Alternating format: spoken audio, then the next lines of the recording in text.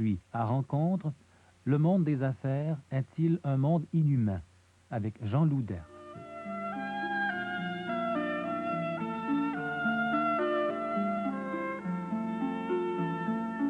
Jean Louders est tout d'abord un financier. Il a été vice-président de la Banque mondiale à Washington et il y a quelques années, il fut nommé président-directeur général de l'Eurotunnel. Chacun sait que l'Eurotunnel est en pleine construction sous la Manche. Ce tunnel, ou ce triple tunnel, réunira l'Angleterre à la France. C'est une entreprise absolument fantastique dont le budget est de quelques dizaines de milliards de dollars. Jean Louders est maintenant conseiller à l'Eurotunnel, préférant alléger ses tâches pour des raisons personnelles. C'est ainsi qu'il fut nommé secrétaire lors du fameux synode des laïcs tenu au Vatican en 1987. Il est interviewé à Paris par Marcel Brisebois. Jean Louders, vous avez une carrière de financier, vous étiez récemment encore vice-président de la Banque mondiale. On dit de cet organisme souvent qu'il est un organisme au service des États-Unis et qu'il apporte peu aux pays en voie de développement. J'aimerais savoir ce que vous faisiez dans cette banque. J'étais vice-président énergie et industrie. Et j'y étais parce que j'étais un homme du privé, de l'industrie internationale. Et les économistes qui dirigeaient la Banque mondiale, et qui sont très loin d'être tous américains, avaient pensé qu'il était bon en ce moment d'avoir quelqu'un qui ait l'expérience de l'industrie privée internationale pour pouvoir traiter les problèmes d'énergie et d'industrie dans le tiers-monde au moment de la crise de la dette. Vous avez quitté la Banque mondiale ensuite pour aller à Eurotunnel. Oui, parfaitement. Mon temps était expiré, était terminé. J'avais donné mon apport et j'avais notamment envoyé à l'intérieur de l'organisation, je dirais, des signaux de nature différente. Au lieu d'être un homme de l'appareil, j'avais été embauché pour être un homme de l'extérieur qui donnait donc des messages différents. Et quand je suis arrivé, j'ai demandé surtout de n'indiquer pas quels sont les tabous, parce que à ce moment-là, vous auriez mieux fait d'embaucher quelqu'un de la maison pour ce poste-là, et donnez-moi la liberté de pouvoir dire ce que je veux. Et je l'ai dit, et j'ai constaté de façon tout à fait remarquable que cet énorme appareil est plein de gens en recherche, des gens tout à fait qui ont eux-mêmes des ressources internes considérables, et qui sont tout à fait prêts à se mobiliser autour d'un langage un peu plus riche.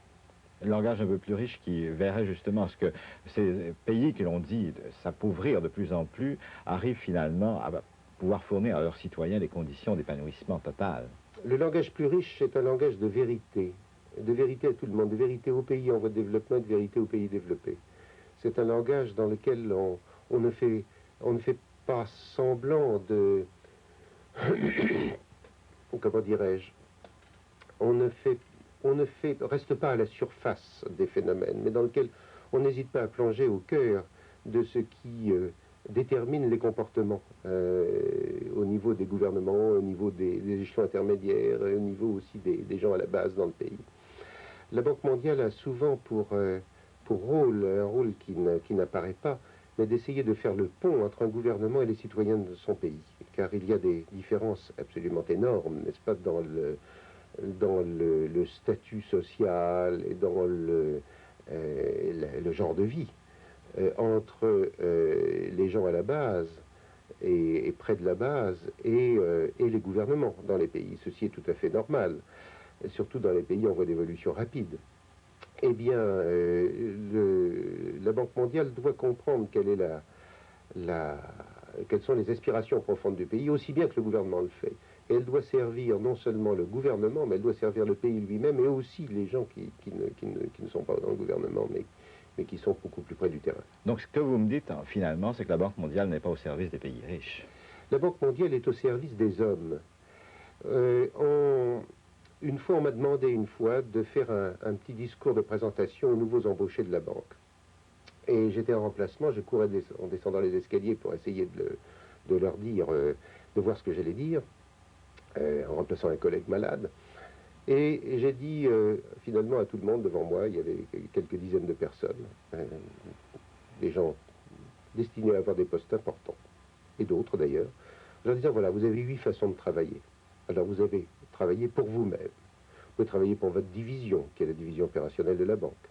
pouvez travailler pour votre vice-président, qui est un être nébuleux et lointain. Vous pouvez travailler pour toute la banque, ça c'est une signification. Vous pouvez aussi travailler pour le gouvernement du pays, puisque la banque traite toujours avec les gouvernements. Vous pouvez travailler aussi pour le pays dans son ensemble, c'est-à-dire les statistiques.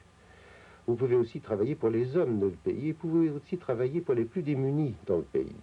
Alors, j'ai dit à mes interlocuteurs, je ne vous dirai pas ce qu'il faut que vous fassiez, mais là vous entrez au service de la banque, choisissez bien pour qui vous travaillez et tenez-vous-y. On a considéré que ce discours d'introduction était peu classique. Et vous, pour qui avez-vous choisi de travailler, Jean Wouters? Eh bien, moi j'ai commencé par travailler pour les hommes, et puis parmi les hommes, je dirais que je ne fais pas de choix.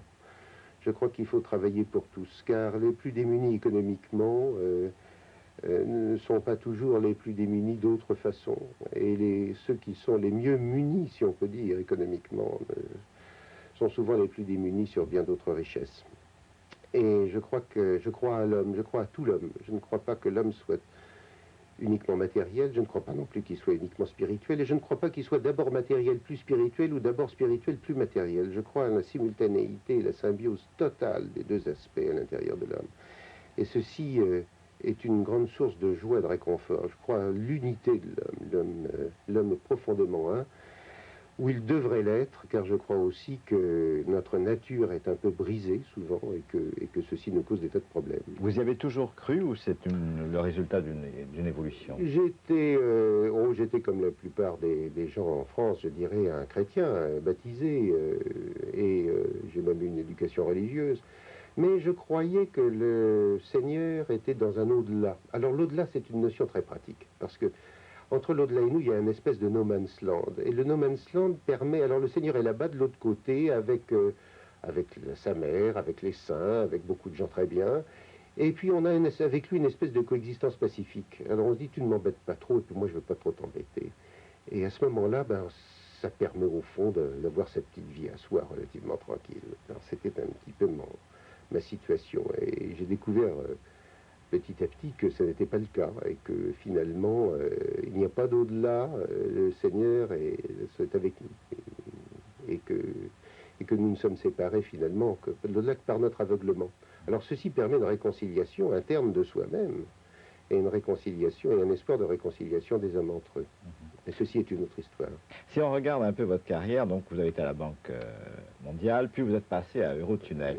Il me semble que là, on est en face de quelque chose de beaucoup plus pratique et un projet beaucoup moins humaniste que la Banque mondiale. Alors, la Banque mondiale était pleine de... Je vais essayer de faire un peu le raccord entre les deux, parce qu'il n'est pas évident et il est intéressant. La Banque mondiale regarde beaucoup de problèmes pratiques, d'abord. Et deuxièmement, Eurotunnel est un exemple extraordinaire de financement purement privé d'un service public dont les prix sont concurrentiels. Alors, je m'explique. Le tunnel se financera par les droits de passage. Les gens ont le choix entre prendre le tunnel ou prendre le bateau, le ferry. Et les tarifs sont libres, mais la concurrence sera très vive. Et on peut tout à fait être certain que les ferries subsisteront et que les hommes politiques de part et d'autre chercheront toujours à donner un petit coup de faveur aux ferries et le tunnel essaiera de se battre contre une iniquité, mais néanmoins les ferries subsisteront. Et s'il est tout à fait remarquable de voir qu'on peut aujourd'hui faire ramasser, pour parler familièrement, l'équivalent de 9 milliards de dollars américains, à peu près, je dirais, 10,5 ou 11 milliards de dollars canadiens sur le marché, sans un sou des gouvernements et sans une garantie gouvernementale, sur la base simplement d'un projet qui n'existe pas encore et d'une équipe qui n'était même pas encore complètement constituée. Ceci montre la puissance des moyens dont nous avons à nos dispositions dans le monde lorsqu'il n'y a pas de risque politique majeur. Et si le tiers-monde pouvait bénéficier, ne serait-ce que d'une petite façon, des mêmes forces, c'est-à-dire s'il pouvait inspirer la même confiance quant à sa capacité de pouvoir recevoir et transformer l'argent en actifs efficaces, alors à ce moment-là, nous aurions vraiment fait un grand pas dans la résolution des problèmes du tiers-monde. Et vous pensez que c'est possible, mais que ça dépend d'eux? Je pense que ça dépend d'eux et de nous. C'est là que la solidarité soit engagée, car la solidarité avec le tiers-monde doit couvrir deux domaines. L'un, qui est celui de donner de l'argent. Il faut faire des transferts nets. Notamment, il y a des pays qui en ont absolument besoin, et je ne vois pas pourquoi on ne le ferait pas. On a un devoir de solidarité. Mais la solidarité n'est pas seulement donner de l'argent, il faut aussi apprendre à la façon de s'en servir. Et nous ne savons pas toujours très bien nous en servir nous-mêmes. Et ceci est l'un des problèmes du tiers-monde, c'est que nous ne leur apprenons pas toujours, disons, les bonnes recettes que nous ne pratiquons pas toujours nous-mêmes. Le tiers-monde a beaucoup hérité de nos propres façons de faire, qui ne sont pas toujours parfaites, en matière économique et en matière politique. Et il a également, en plus, n'est-ce pas, ses difficultés propres. Pour moi, le tiers-monde n'est pas une partie différente de notre monde. C'est la partie de notre monde dans laquelle les problèmes sont encore plus difficiles à résoudre que chez nous. Vous voyez, c'est une définition nuancée, mais réaliste. Donc nous sommes concernés par ces problèmes-là et nous ne pouvons pas non plus faire comme on fait avec Dieu, le mettre dans l'au-delà, ou les mettre au sud, et les choses où... C'est la même tentation, n'est-ce pas? C'est la même tentation, et c'est de pouvoir rejeter au-delà de notre, n'est-ce pas, de notre portée, les choses qui nous ennuient, et les personnes qui nous gênent, n'est-ce pas? Et le tiers-monde nous gêne un peu, de même que Dieu nous gêne également. Et je crois que cette gêne est absolument nécessaire à notre propre progression, et nous sommes faits pour être gênés, je dirais, afin que nous puissions un petit peu sortir de nous-mêmes.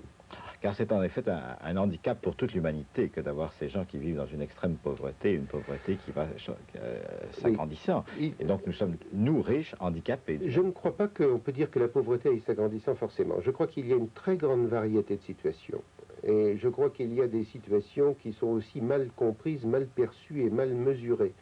Quand on essaye d'évaluer le revenu par tête d'un pays dont l'économie est traditionnelle et dont les services ne sont pas payés par de la monnaie, mais par d'autres services, et qu'ils ne rentrent dans aucune statistique, on a des chiffres épouvantables. Mais ça ne correspond pas forcément à la réalité. La réalité est beaucoup plus complexe.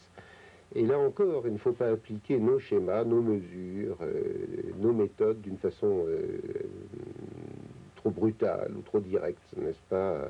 Et notamment notre propre perception du tiers-monde ne doit pas être une espèce de noir et blanc, de riche et pauvre, nord et sud. La situation est beaucoup plus complexe. Vous avez été appelé à devenir le secrétaire du synode des laïcs. D'abord, qu'est-ce que c'était que ce synode des laïcs? Et comment avez-vous été appelé à occuper ce poste? Le synode est la réunion des évêques du monde entier à l'initiative du Saint-Père qui leur pose des questions fort importantes et sur lesquelles il leur demande quel est leur sentiment. C'est un comité consultatif et ce n'est pas une réunion de gouvernement. Avant d'arriver au synode, je pensais qu'il y aurait une longue liste de décisions à prendre, de détails, la liturgie, le rôle des laïcs dans les comités paroissiaux, ce genre de choses. Eh bien, j'ai vu qu'il n'en était pas du tout question. Le synode a avant tout été un événement spirituel, et dans lequel il y a eu une grande communion ecclésiale qui s'est petit à petit formée entre des évêques de pays et de cultures et de tempéraments fort différents les uns des autres, et parfois même d'opinions sur le plan humain, et puis des experts variés, et 60 laïcs, connus, pas connus, du nord, du sud, de l'est, de l'ouest, partout dans le monde. Influents, pas influents? Influents et pas influents, exactement. Il y a eu, je dirais qu'il y avait vraiment de tout. Et c'est vraiment cette grande variété de la famille humaine qui était représentée là et qui n'avait aucune difficulté à communiquer entre eux. Qui était vraiment très impressionnant. Mais ce synode a été perçu par beaucoup de laïcs, notamment comme un échec, n'est-ce pas? Alors il y a eu effectivement des déçus du synode. J'en verrai trois catégories. Il y en a peut-être d'autres, mais l'une, et qui est de loin la plus vaste, c'est la catégorie des gens qui ne sont pas ou mal informés sur le synode. Et effectivement, l'information est très mal passée. Car pour des raisons bien évidentes, il fallait laisser aux évêques, et surtout à ceux qui venaient de pays dans lesquels l'Église a des difficultés avec les pouvoirs politiques, de la liberté de pouvoir s'exprimer. Il ne pouvait pas être question d'amener des journalistes, non pas par manque de confiance en eux, mais on ne peut pas faire un tri trop étroit non plus, n'est-ce pas? Ceci serait été offensant à l'égard des autres. Et on ne pouvait pas risquer disons, de voir publier certaines choses qu'ils disaient. Et moyennant quoi, ceci a amené à vraiment être assez restrictif sur le plan de la formation, ce qui n'est pas bon, ce qui n'est pas une bonne chose en soi. Alors certains n'ont pas été informés, sont déçus. Deuxièmement, il y a une petite catégorie de laïcs, mais souvent assez visible, qui sont des gens qui aiment le pouvoir et qui ont l'ambition de servir. Mais l'ambition de servir est souvent une ambition. Et à ce moment-là, le fait que le synode n'ait pas prescrit un certain nombre de mesures pour pouvoir donner des droits à des laïcs d'une certaine façon a été une déception. Ceci est normal. Il y a une troisième catégorie de personnes que j'ai rencontrées qui est fréquente. Ce sont des gens qui sont fortement engagés dans l'apostolat et qui éprouvent une certaine fatigue spirituelle. Le combat spirituel, l'annoncer d'une façon, que ce soit aux enfants, aux adultes, aux vieillards, annoncer la bonne nouvelle et qui demande des ressources internes importantes que l'on a par sa propre prière, les sacrements, mais aussi il faut une communion ecclésiale locale avec les pasteurs, etc. Et beaucoup de gens ne se sentent pas toujours assez appuyés. Alors ceux-là aussi ont besoin de notre réconfort et ceux-là m'ont beaucoup posé de questions sur le synode et j'essaye de donner la bonne parole un peu partout. Mais le synode a été un moment de joie. Il y a eu beaucoup de canonisations de laïcs. Il y a eu des grandes fêtes. L'Église a fêté les canonisations, notamment de jeunes laïcs, italiens, français notamment. Et c'était absolument merveilleux de voir le Saint-Père ouvrir le livre des bienheureux, qui est un livre, et dire la formule consacrée avec j'écris maintenant le nom de et suis un nom dans le livre des bienheureux. Et c'était une petite Italienne de 16 ans qui n'avait pas encore quitté sa famille, mais qui voulait se consacrer au Seigneur, et qui avait été tuée par quelqu'un qui en voulait à son intégrité. Et au pied du Saint-Père, quand elle disait cela, il y avait à genoux sa mère et son assassin. Et on voyait dans ce court moment, véritablement, combien la sainteté est humble et proche et accessible, et combien aussi la joie peut régner à la fois, si vous voulez, sur la terre et au ciel. On sentait véritablement l'union, n'est-ce pas, il n'y avait plus de no man's land à ce moment-là, et vraiment la réjouissance était universelle. Quel est votre itinéraire spirituel, Jean Luders? Eh bien, pour moi, la Banque mondiale a été un grand chemin de conversion, car de voir toutes les ressources financières et intellectuelles et humaines, et de voir combien cet exercice de solidarité, qui était sincère, peut amener, non pas du fait de la Banque mondiale, mais du fait de l'ensemble de tout ce qui s'est passé depuis 25 ans dans le développement économique, peut amener à des situations d'échec. Il n'y a pas que des situations d'échec, mais il y avait beaucoup de situations d'échec. Tout ceci m'a violemment interpellé. Qu'est-ce qui manque dans le système ? Et ce qui manque véritablement, c'est de dire, n'est-ce pas, que le matérialisme à l'état pur n'est pas très efficace. Et que l'efficacité ne passe pas par le matérialisme. Et ceci donc, c'est par mon métier, n'est-ce pas, que le Seigneur, d'une certaine façon, s'est faufilé dans les interstices tout petits que je lui laissais, et que petit à petit, il m'a amené, ainsi que ma femme, à prier, à le chercher. J'ai eu pendant un certain temps le sentiment j'étais dans une maison où il y avait quelqu'un qui traficotait quelque chose dans la cave et je ne voulais pas aller voir qui c'était. C'était lui, mais vous savez, on ne veut pas s'en approcher parce qu'on se dit à quoi est-ce que ça va m'engager.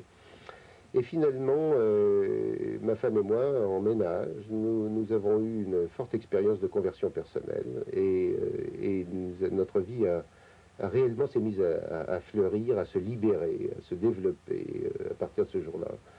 Et mes activités professionnelles ont continué, bien entendu, et se sont même, disons, transformées de façon plus efficace. En passant moins de temps à construire des donjons pour dominer personnellement ou des remparts pour se défendre contre les autres, on est plus efficace. On est plus paisible, on a une meilleure communication. Et ceci est une expérience personnelle. Également, si vous voulez, quand on a moins tendance à se sentir menacé par l'autre ou griffonné, on perd beaucoup moins de temps en essayant de marquer le point entre mari et femme, hein, ou en famille. Alors on gagne un temps formidable, on a la paix, on peut faire des choses beaucoup plus constructives. Et finalement, on se retourne beaucoup plus vers les autres. Alors à ce moment-là, on essaye de faire partager aux autres une existence que l'on voit beaucoup plus heureuse. Pour partager, vous avez accepté de participer à une association ou à une communauté qui s'appelle la communauté Manuel. Oui, je suis membre de l'une de ces communautés nouvelles qui font beaucoup parler d'elles en ce moment et qui sont, on a très bien vu au synode, des espèces de petits prototypes que le Seigneur amène dans le monde. La société actuelle est en voie de paganisation rapide. Les évêques africains nous disaient nous essayons de christianiser nos civilisations traditionnelles et nous voyons débarquer une vague de repaganisation qui nous submerge. Eh bien, dans cette vague de repaganisation, et qui empêche finalement le mécanisme de conversion personnelle d'avoir lieu, car si le Seigneur frappe à notre porte, pardonnez-moi, comme ceci, n'est-ce pas, d'un bout à l'autre de notre vie, d'une façon très douce mais très persistante, quand nous l'entendons, il commence à pousser une petite fleur, mais la civilisation actuelle est telle que cette petite fleur est très vite balayée et desséchée. Il faut donc des relations communautaires plus étroites, plus riches, plus denses, pour permettre à la petite fleur de pousser, et à ce moment-là, elle peut affronter la civilisation telle qu'elle est. Et les mouvements, que ce soit les mouvements anciens qui sont en train de refleurir, que ce soit alors les nouvelles communautés, pas seulement en France, mais dans le monde entier, sont véritablement des prototypes de ce nouveau microclimat dont on a besoin et qui sont tout à fait analogues d'une certaine façon à ce qui a pu se passer au début de l'Église. Ces communautés semblent très marquées par un courant, je dirais, non rationnel, affectif. Oui, alors ça c'est il y a beaucoup de communautés, il y a du bon et du mauvais, il y a du bon et du moins bon. Et il faut beaucoup de discernement. Je dirais qu'il y a une deuxième génération de communautés qui est apparue maintenant et qui se situe absolument au cœur de l'Église. Marie, l'Eucharistie, et l'Emmanuel est reconnu par une quarantaine d'évêques dans le monde maintenant, et il y a donc, et souvent on nous demande de prendre des initiatives, c'est à la demande de la hiérarchie ecclésiale. Donc là, il n'y a aucun problème. Ce qui est important, alors on va très au loin du domaine affectif. L'idée de cette communauté, comme de beaucoup, c'est de dire que nous sommes essentiellement faits, nous les hommes, tous, pour être à la fois des contemplatifs actifs. Il faut que nous ayons un côté contemplatif, qui est un côté de prière et de recueillement, où nous allions à la source. Comme exactement un tournesol se tourne vers le soleil. Je crois que c'est la meilleure comparaison. Et c'est là qu'il puise son énergie. Et c'est là que c'est ce qui lui permet de grandir. Et en même temps, dans l'action. Et dans le même mouvement, on est plongé dans l'action. Il ne s'agit pas du tout d'aller se couper du monde pour faire des exercices singuliers par soi-même ou en communauté. Il faut se lancer dans l'action, c'est-à-dire dans la christianisation du monde, dans l'évangélisation. Lève-toi et marche. On ne se lève pas pour rester debout et sans bouger. On se lève pour aller marcher les autres. Et c'est ce mouvement ce double mouvement de réception d'une vocation et de démarrage dans la mission qui est le même mouvement. Et d'ailleurs, il n'y a pas d'autre fruit du synode que cela. La vocation et la mission du laïc comme du chrétien, sa vocation, c'est vraiment la sainteté. Osons prononcer le mot. Une sainteté humble, pratique. Et cette sainteté nous envoie en mission pour christianiser le monde, pour annoncer la bonne nouvelle, ce qui ne veut pas dire une des grandes paroles qui sortent les gens de leur engagement, bien au contraire, mais il s'agit de les animer, de les orienter, il faut plutôt de laisser le Seigneur les animer, les orienter dans ce qu'ils font. Je crois que je conçois la vie chrétienne comme une mobilisation sur place. Donc la découverte que vous avez faite de votre vocation et de cet appel à la sainteté ne vous a pas écarté du monde des affaires? En aucune façon. Il faut se rester dans le concret. Et pour moi, le concret est maintenant, pour partie, le monde des affaires et pour partie, un ensemble d'activités qui sont tout à fait concrètes, qui sont liées à l'évangélisation, au développement du tiers-monde d'ailleurs, on est sur le plan privé, et aussi à l'aide d'un certain nombre de groupes de gens plus jeunes à pouvoir trouver de l'argent pour faire des activités de cette nature. Est-ce qu'il est facile d'être un chrétien dans le monde des affaires? Je pense qu'il n'est jamais facile d'être un chrétien, nulle part. Et je crois qu'il y a toujours une résistance, il y a toujours une espèce de première réaction dans laquelle on dit « Ah, le chrétien, ça c'est du domaine privé, c'est du domaine des rapports personnels de vous-même avec Dieu, nous ne vous gênons pas, mais ne nous ennuyez pas avec cela, n'est-ce pas ?» Et ceci est une façon extrêmement pernicieuse, assez perfide et très subtile de déchristianiser la civilisation. Il faut que le message chrétien s'exprime en clair, mais il faut pour cela infiniment de tact et de discernement. Le Seigneur a les doigts très fins, il est extrêmement délicat. Nous, et moi en particulier, j'éprouve souvent le sentiment d'avoir les doigts un peu gros et d'y aller un peu fort. Et inversement, est-ce que vous n'avez pas éprouvé parfois une certaine méfiance dans des communautés chrétiennes qui ont considéré depuis quelques années l'argent et le monde de la finance comme étant un monde opposé au message chrétien? Je ne connais pas de... Je connais des communautés qui sont des gens qui mettent leurs biens en commun et qui vivent la pauvreté, une pauvreté évangélique, comme les moines le font. Et ceci n'est pas forcément de la défiance vis-à-vis de l'argent, mais c'est une volonté de simplification totale, radicale de leur propre vie. C'est différent. L'argent est quelque chose, et comme le pouvoir, avant tout une source de responsabilité. Et si nous le transformons en source de jouissance personnelle et un but ultime, c'est là que nous dévions. Je crois d'une certaine façon, je me méfie un petit peu de l'argent, de ce point de vue-là, ou plutôt je ne me méfie pas de l'argent, je me méfie de moi-même vis-à-vis de l'argent, comme je me méfie de moi-même vis-à-vis du pouvoir. Je ne crois pas qu'il faille tellement se méfier d'autre chose que de soi-même. Jean Louders, je vous remercie.